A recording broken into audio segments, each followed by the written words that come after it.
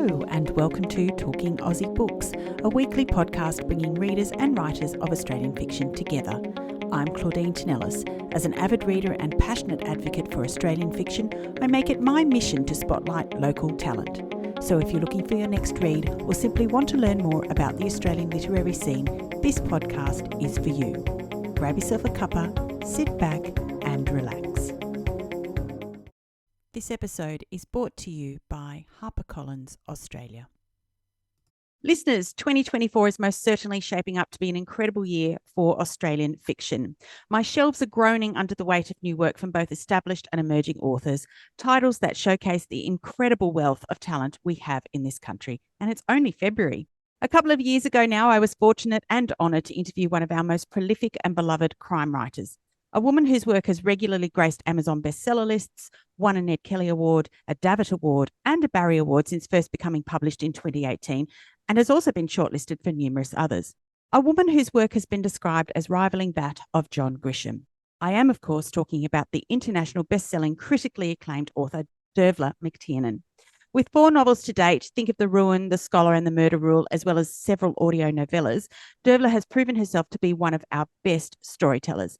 And with her new breathtaking novel, What Happened to Nina, set to hit shelves across Australia early next month, I'm totally thrilled to have the chance to chat with Dervla again on the podcast today. Hi, Dervla. Hi, Claudine. Thanks for having me. It's a pleasure. When we last spoke, you were in full promo mode for The Murder Rule, your last novel. But in the time since, you've had a couple of additional audio novellas published with Audible, and you've written yet another standalone novel. How on earth do you manage to be so productive? Oh my God, I don't think I'm productive enough. I literally was sitting here this morning going, how can I get more done? There's so much I want to write, and there's so many stories I'd like to tell, and such a variety of stories I'd like to tell. And there's, I just feel like when I had my day job and for the year or so afterwards, I was really consistent, in terms of what I was producing daily. And I think I've maybe post-COVID, I think COVID kind of changed things up a little bit. I slowed down, and I'm not sure if I've picked up as much since. So my belated New Year's resolution for 2024 is to get my butt in the seat more often and produce more work. Oh my goodness. Well, I'm incredibly impressed. I'm in awe of what you have achieved with this book. And I, in all seriousness, wanted to congratulate you on What Happened to Nina. It's an incredible novel. That's very kind of you, and it really does mean an awful lot, more than you know, probably. Now, while I loved The Murder Rule, I was utterly riveted by this story. As I mentioned to you, from its opening paragraph, I was hooked. It's pacey, it's propulsive and gripping, and I have to say, I think it's your best yet. So, Dervla, can you tell us more about the story and what inspired you to write it? Sure. Well, with the story, it kicks off with a young couple, Simon and Nina, and they're young, they're good looking, they're in love. I mean, from the outside, at least, they're sort of Instagram perfect. And they go away on a short vacation together, and only Simon comes home. And he has an explanation for what happened. I mean, he says they broke up and that he left the house and she was going to get a lift home with friends the next day. But once his story starts to go around, there are obvious holes in it. And her parents are obviously terrified and freaking out, and they go to the police and they point the police at Simon to ask more questions. Police start investigating, and things escalate very quickly. Now, his parents, they've got money and they've got power, and they're absolutely terrified for their kid because, to them, he's this beautiful young man. He's kind. He was in love with his girlfriend. He would never have done anything wrong, but they're pretty sure that his innocence isn't going to protect him in a world that rushes to judgment, an online world where reputations are made and destroyed in seconds. So they don't just hire him a lawyer, they hire this reputation management firm, this PR firm that goes into overdrive, launching this absolutely vicious no limits online campaign, spraying blame every direction except at Simon to kind of muddy the waters. And Nina's parents are also a target of this campaign. So their life starts to fall apart. That, this thing goes viral. People descend on the small town, journalists, but also fans, people who think only they know the truth of what happened. Conspiracy theories start to go crazy. And this couple who have already lost their daughter, they're on the verge of losing everything, including their small business. And they sort of begin to recognize, well, if we keep playing by the rules, we are so outgunned. So maybe the only way we can get to the truth is if we start breaking some of those rules. If I tell you any more, I'm definitely in spoiler territory, I think. Oh, it is absolutely wonderful. And look, I do want to talk to you about this this PR campaign that Simon's parents orchestrate, and the net, the very wide net that they cast, and Nina's parents get caught up in that. But first, I wanted to chat to you a little bit about the fact that, like The Murder Rule, What Happened to Nina is set in the US, and in this book is set in Vermont in particular. Why there? Was there something specific about that region that made you want to set it there? And did you decide to do this before you embarked upon writing the story? The Murder Rule was very much an American story. It had to be set in the US because of the nature of the law and the circumstances I was writing about. This is not a book that has to be set in any particular country. It's a book that could have been set in Australia. I mean, being very frank about it, my contract with Harper is out of the US and it's for 3 American standalones. So by necessity, this book was always going to be set there. But there was something about Vermont in particular that made me want to write a book there. I don't know if it's very much its own place, but there's something about the physical beauty of it, the hills, the forests.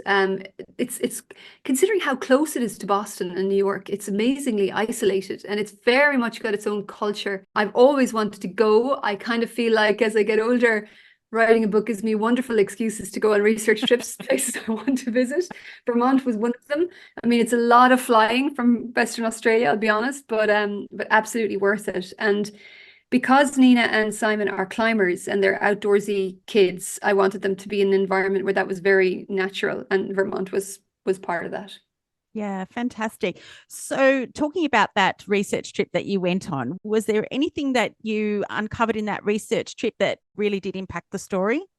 Absolutely. I mean, I had written the book, at least a full first draft. I think it was midway through second draft before I went, which is important because I don't, if I could visit 3 or 4 times, it would be fine to go before the book is written. But because I haven't got the time to do that, I needed to be able to make this really worthwhile.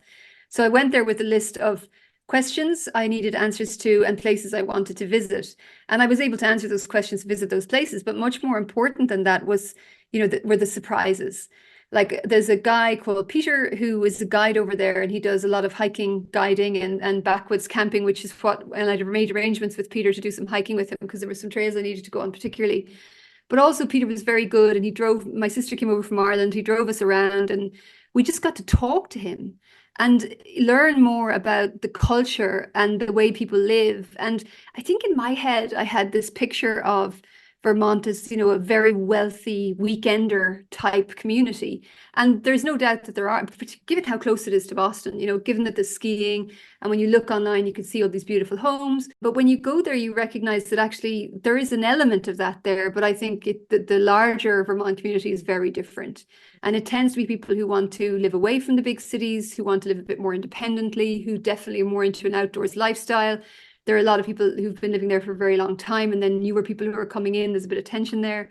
So all that worked well for me with the book, and I made adjustments to how I wrote things, tiny, small changes, just to make it feel more like the culture I had experienced when I was there. Now, just circling back a little bit, was there a particular seed of inspiration that set you down the path of writing Nina's and Simon's story?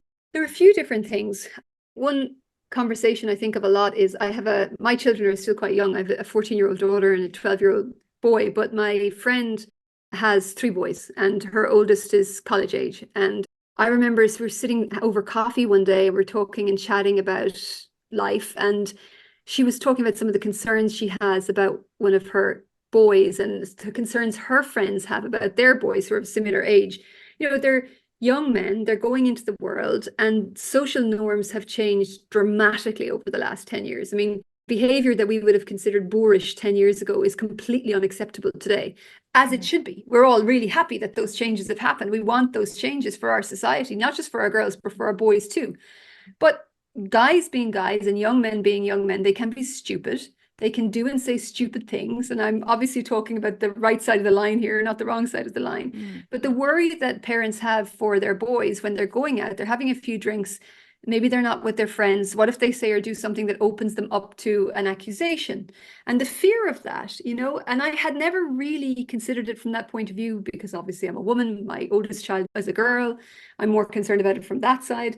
And it just made me start thinking about the worries that we have, the flip sides of the coin for our girls and our boys as they get older and go out into the world. And that was on my mind. And then, of course, the conversations that we've been having, particularly in Australia over the last couple of years about coercive control. And we've seen, some really important stories getting proper attention finally.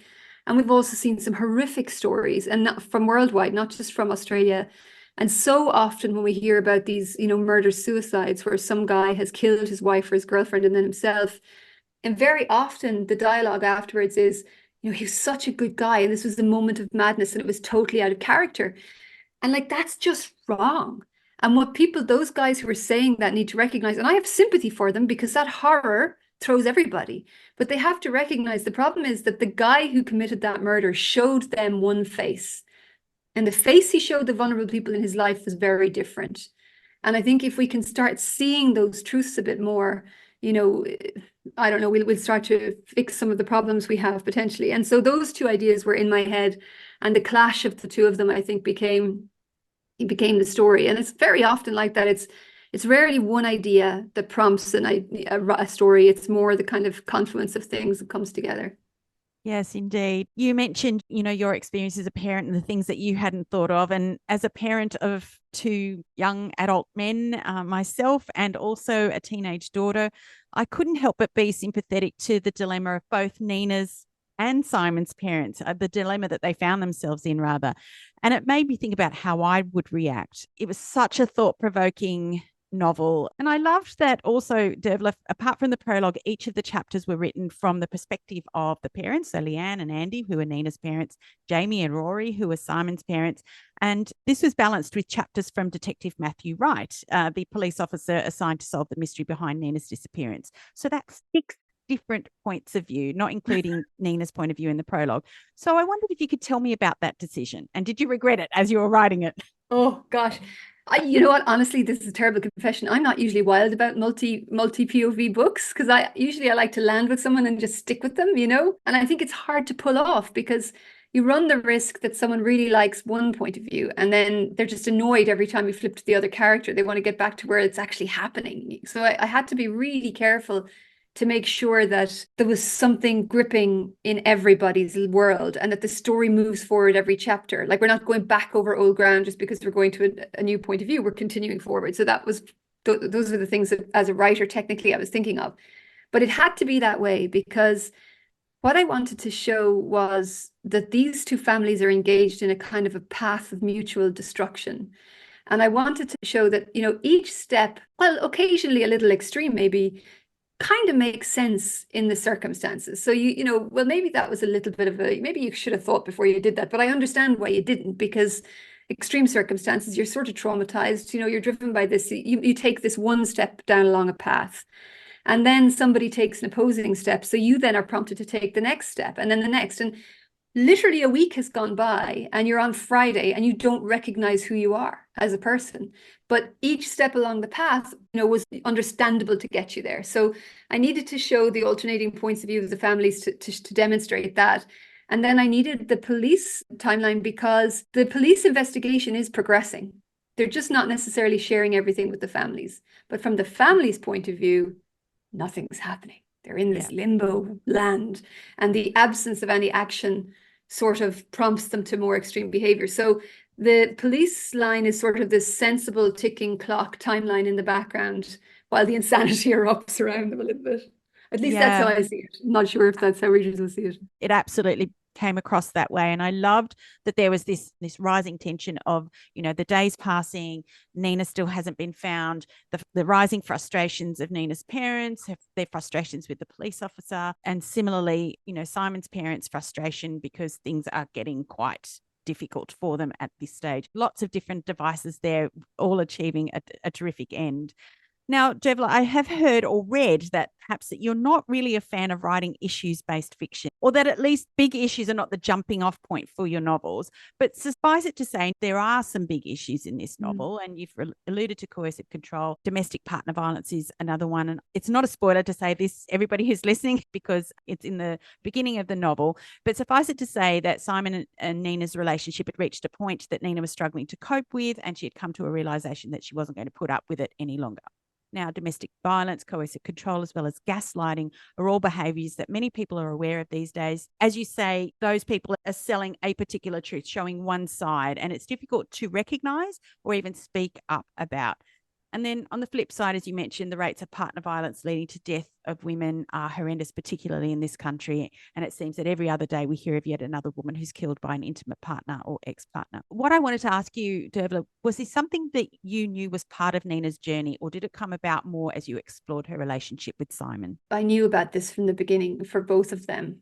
And I knew who Nina was from the beginning, down to her toes, who she is as a person. And like, we don't see much of Nina. We see her in the prologue, and we don't really see much of her after that. And that to me is deliberate. I could have written chapters and chapters and chapters about Nina, because I know her. I know what she's like with her sister. I know what she's like with her friends. I know the person she wants to be and who she is at her center and all of those things. But her voice is there, and then it's gone.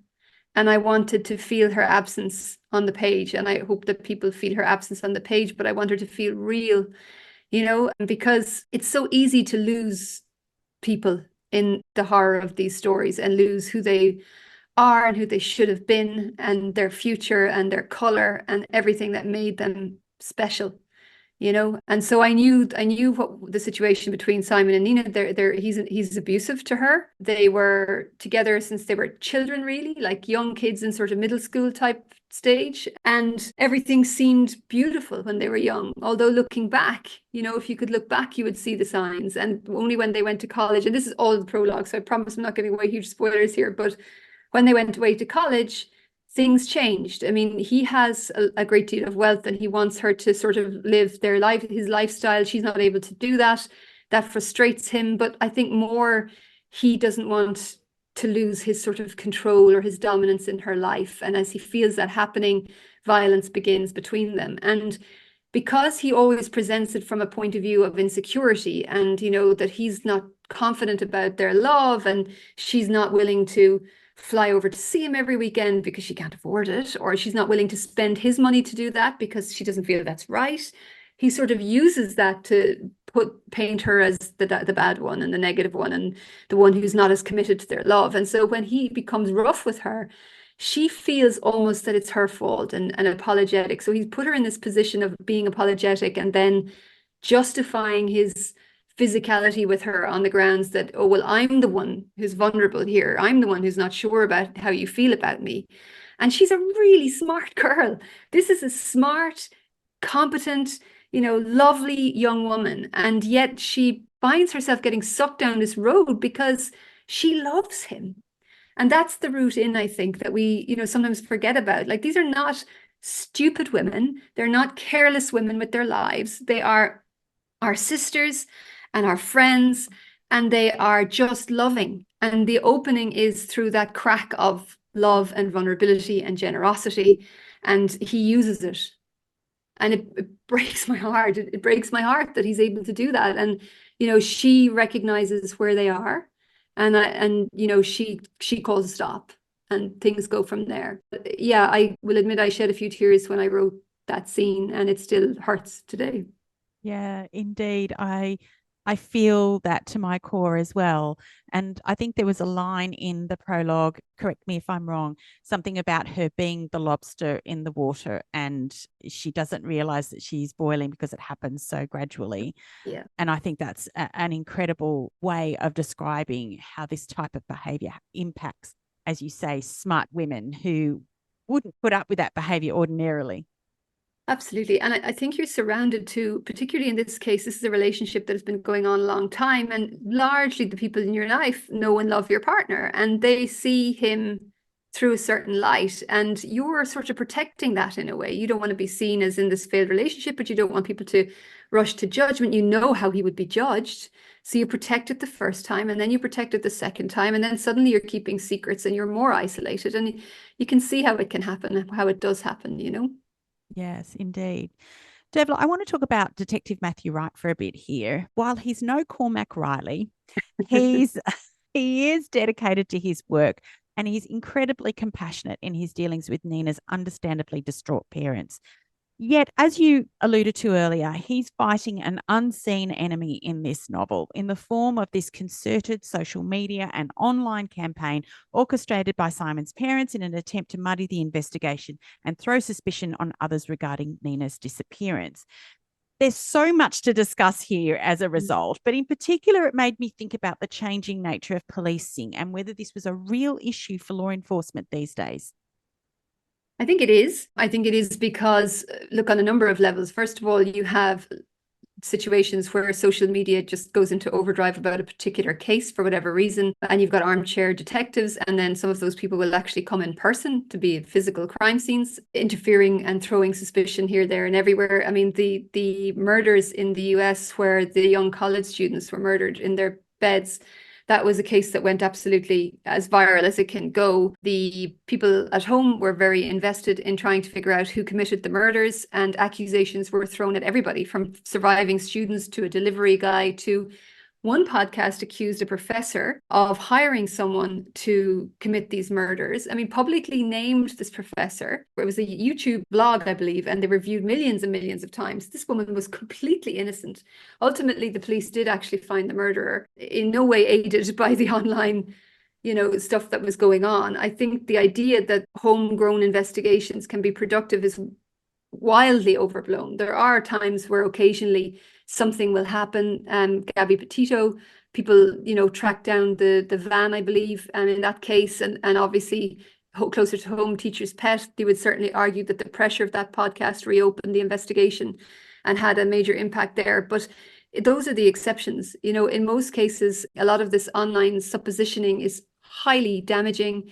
Again, very close to home, where young Cleo Smith was taken from her parents' tent here in Western Australia, and her parents were entirely innocent of any wrongdoing, but a Facebook group was set up with, I believe, tens of thousands of members, and horrendous things were said about her parents. And Mark McGowan had to go to the press and say, can people please stop doing this and saying this? The police have already said these guys are not suspects in this. Can we let these families alone? In the horror of those days and weeks when you've lost a loved one, to have people accusing you and talking about you as if you are a member of a soap opera must be re-traumatizing. And then it complicates things for police, because you have phone calls and you have tips that are unrealistic, and you have people showing up, and you have pressure on the families, and it's brutal. It's not good. And in terms of prosecuting offenders, how much impact does this have on the justice system and the ability to secure convictions, do you think? I think you have, the positives and the negatives. If you take the true crime genre generally, which is absolutely enormous and worth millions and millions, tens of millions of dollars, or if not more, you have the very best of podcasts, which are the, extremely ethically done by journalists who take great care to fact check and really push investigations. And those kinds of works can actually impact our justice system for the good, in that they can shine a light in dark places, they can expose corruption, they can push for legislative change when that's necessary. We see some bail reform laws happening in the US, that sort of thing. But on the flip side, we have the say anything for another click. We all know outrage drives engagement. That's not a new idea. We've been talking about it for ages, but we don't always necessarily consider what that means, which is that there are people sitting at home who are being directly paid to write something outrageous. I will get 100,000 more clicks on my Instagram video if I say something horrendous about the mother of this child. So I'm going to do that because that's going to deliver an extra $500 into my bank account this month, and I need that to pay my rent. So that's what I'm going to do. So that's very damaging. In terms of whether it helps or whether it hurts to get convictions, I don't know that it's damaging police's ability to get convictions unless it's impacting their actual ability to investigate, which it might do in situations where it introduces chaos into a family situation. I'm not sure it would impact convictions in court. I think that probably has been more impacted over the years by the CSIs and where people have unrealistic expectations of forensic evidence. And then they're acting as jury members in a case where the forensic evidence isn't as it appears on CSI, and they're therefore not willing to convict. So I think that can be a bit more of a problem there. Fair enough. Circling back to Matthew and his investigation and the line that he's taking with the investigation, he asks Nina's parents to trust him to find out what happened to Nina. And as you said, there isn't a lot of information coming their way. And given everything that's transpired and the campaign waged against them by Simon's parents, they really had a hard time accepting that we just have to let this investigation run its course. And you've already talked a little bit about that. But suffice it to say, I didn't see the plot twist coming. But my God, what a turn of events. Dervla, did you always know that this was going to happen? No, I didn't. It came quite late, and I can't really explain why it No. came so late without giving away massive spoilers. But no, it came quite late. And once I knew it was going to happen, I was like, oh God, here we go. It's almost sometimes, I remember reading years ago an interview with Stephen King where he said, writing a book is not like you're creating something from scratch. It's like you're excavating dinosaur bones. It's always been there and you're just uncovering a little bit more at a time. And I remember at the time reading that and thinking, oh my God, what bullshit. That's rubbish. You obviously have to put in the work and make it up. But like everything else Stephen King says, eventually it makes sense to me. And now I understand how he feels. There's an inevitability about it when you come across something like that in a book. And it's just like, oh, yeah, that's what happened. That's what happened. And now I just have to write it. And so it felt like that for me.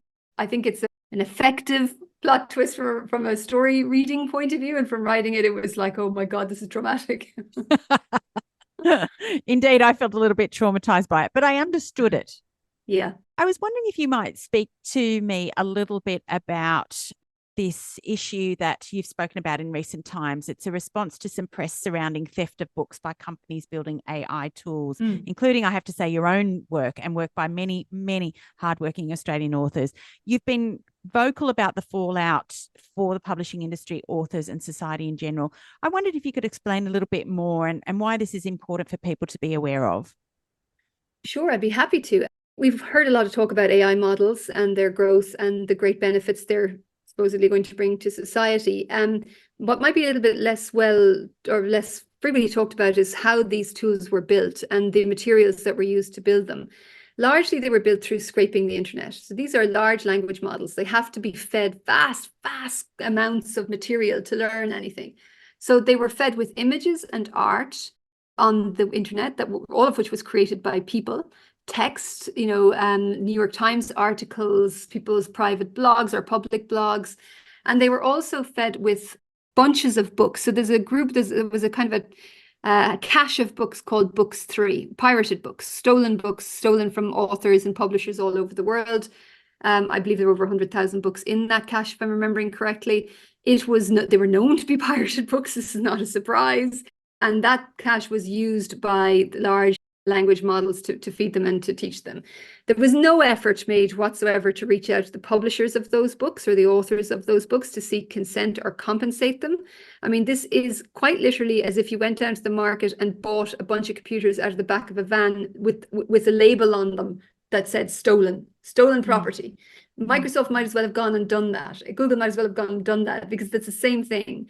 They use that material to create the large language models and then they launch these models into the world. What frustrates me, I think, is that we are witnessing a transfer of craft and knowledge, generations of it, decades in many cases of work. I mean, I only had one book in Books 3, but many of our best Australian authors had their entire body of work in there. 5, 6, 8, 12 books that they've spent their lives writing, put into the large language models. For a time, you could go on to one of these models and just type in, write me 2 chapters in the style of Stephen King about this. And the model would do that for you. Now, they've gotten a little bit smarter since. It's a bit harder to instruct it to write it in the style of, but all that information and material is still there. Right now, I've tried to use some of these models to generate writing just to see if it was any good. I'll give it a prompt and I'll say I had to try to write a fight scene in a parking garage in Perth, and it was really, really bad. I mean, it was really, truly, truly poor. You couldn't possibly use it to generate a book that anybody would want to read. But they say these things are going to get better and they say they're going to get better fast. And if they do, they're going to make it very difficult for writers in an environment that is already very difficult. I don't know if many people realize that virtually every writer whose books they see on the shelf in a bookshop has a second job to pay their bills. Writing does not pay well. Most writers, the writers we see on the shelves. So it's already a very difficult thing to do to write stories. If the market gets clogged up with AI generated work, we're going to see a lot of problems. First of all, fewer writers, real human writers, because it's just going to become even more difficult. That means we're going to hear fewer voices, fewer stories. Who will be generating these stories? Well, it'll be the owners of the large language models or companies that can afford to license them from them. What stories are they going to tell? I mean, we're living in a world where propaganda is already out of control. You know, whatever side of the political spectrum you're on, you have to recognize that Facebook and our other social media platforms are being flooded with propaganda-driven stuff written by bots, driven by people with agendas. Now, if our books are taken over by that sort of thing too, where does that leave us? I think we need to really start asking questions about that. And I think, you know, I don't know how you could properly compensate authors for stealing their work to build a tool to replace them. I don't know if there's any model of compensation that's available. I personally would never agree to license my work into these models. I mean, it's been done for me. I don't have a choice because it was already done. It's very difficult to sue. In the US, some of the biggest selling authors in the world have taken a case with the Authors Guild against the owners of the large language models to try to seek compensation or whatever. Australian authors are not part of that. We're not part of the class action because we are not resident in the US. Because these acts took place in America, we can't sue in Australia. So there are very few options available to us. What do we do next to try to seek compensation or to have this undone if it could be undone? For quite a while, the AI model owners claimed that they couldn't tell us what work they'd used because they didn't have lists. They didn't maintain lists of the work that they'd stolen, which was very convenient and also hilarious. Now we know that they do know what books they stole. They're still avoiding recognizing their liability. And look, I don't know where we're going to go. It feels to me as a writer, I feel a little defeated. I'm not sure what I can do about it other than continue to write the best books I can and hope that people still want books written by humans. Personally, I think it's going to be a long time before AI can really compete. As I said, right now, it's a terrible writer. But if the time comes, I'm not sure where we're going to end up. Indeed. A really difficult and sad situation for lots of authors, I would say. I think, Dervla, this leads into another issue that you've been vocal about in the past, and that's fair compensation to authors for appearances at events and the importance of not expecting authors or writers to give up their time for free. This is an issue that I have seen on the rise, certainly in the last few years, you know, this expectation that people should just be grateful for, you know, an opportunity to speak, whether it be at a festival or you know, a literary event or whatever. Can you talk more about that and where you see us heading in relation to this issue? Yeah, absolutely. I mean, look, I'm about to go out and tour for Nina, and I am very, very grateful to the bookshops and the libraries and the booksellers and librarians who have put their time aside to help me set up events so I can meet readers. And I do not expect to be compensated for that, for those appearances, because I'm promoting a book, and I'm very grateful to people who've given their time to help me do that. So that is one category of sort of event, if you like, and would not expect to be compensated for that. People are already helping me achieve what I'm trying to achieve. But there's a different category of event, which is sort of private organizations or companies who are looking for a speaker. They are very well funded, or they're charging for tickets for these events. And they might contact you and ask you to be the keynote speaker, and they're not offering compensation.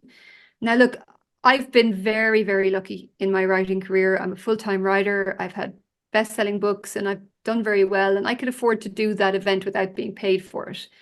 But I don't, because if I do, then the pressure's on the next writer to do that. And it's completely inappropriate to ask a writer to give up an hour at the event, the travel time either side, the hours of preparation it takes to prepare for something like that, and not pay them. I mean, if you value them enough to want to sit and listen to them for 30 minutes, 40 minutes, whatever it is, which is, you know, that's a pretty big commitment of your time.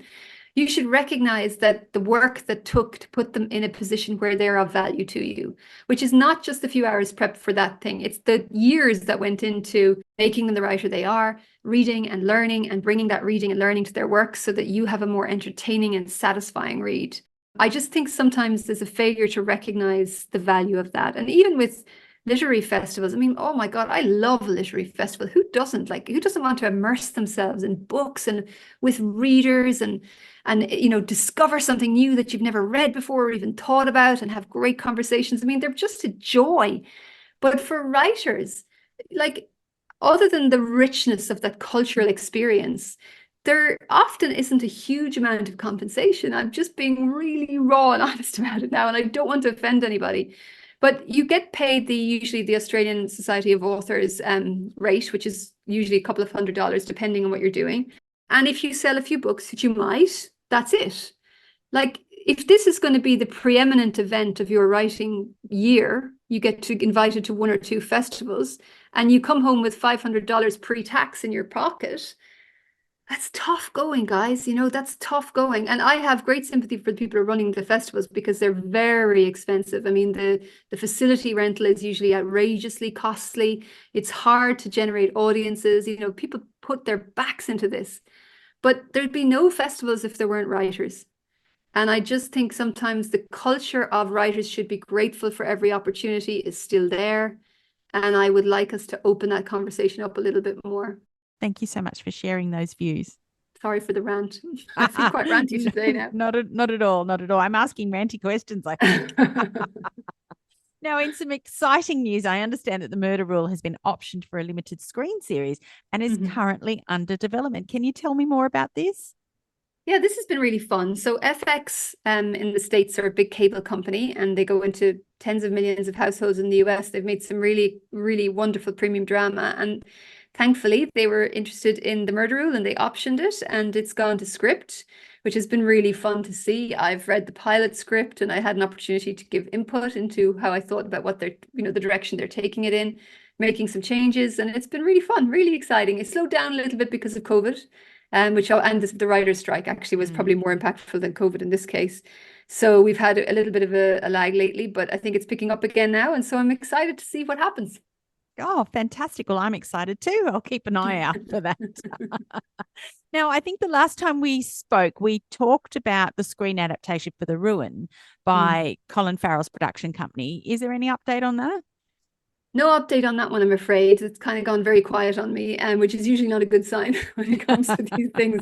Every writer knows about development hell and projects that start and don't progress. And I'm beginning to feel like possibly that might be one of them. But hopefully next time we talk, I'll have more specific information to give you on that one. Well, that would be lovely. So, Dervla, what's next? Are you working on something else?